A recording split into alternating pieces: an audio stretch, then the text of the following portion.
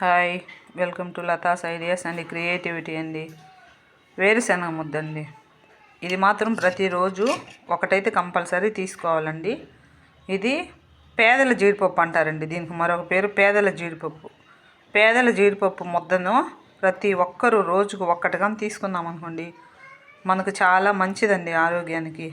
ఇందులో ఫాస్ఫరస్ ఉంది, ప్రోటీన్ ఉందండి, ఫైబర్ ఉంది, కాపర్ ఉంది, పొటాషియం ఉంది, ఐరన్ ఉంది, సెలీనియము, జింకు, కాల్షియము, ఇలా చెప్పుకుంటూ పోతే చాలానే ఉన్నాయండి.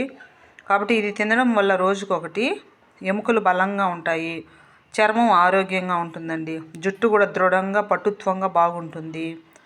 తర్వాత కండరాల క్షీణత కూడా తగ్గిస్తుందండి. తర్వాత క్యాన్సర్ కణాలను కూడా నిరోధిస్తుందండి. కణితులు కూడా లేకుండా చేస్తుంది. రక్త సరఫరా కూడా బాగుంటుందండి. బీపీ కూడా తగ్గిస్తుంది.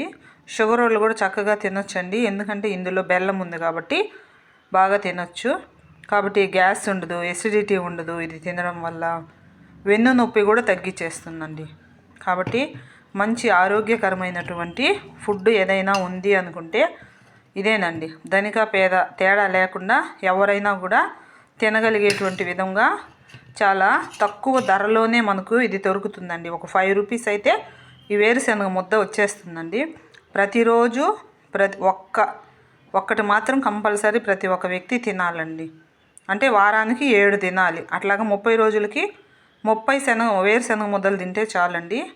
మంచి ఆరోగ్యం మన దగ్గరే ఉంటుందండి. ఓకేనండి, మరొక వీడియోలో కలుస్తాను. బాయ్ అండి.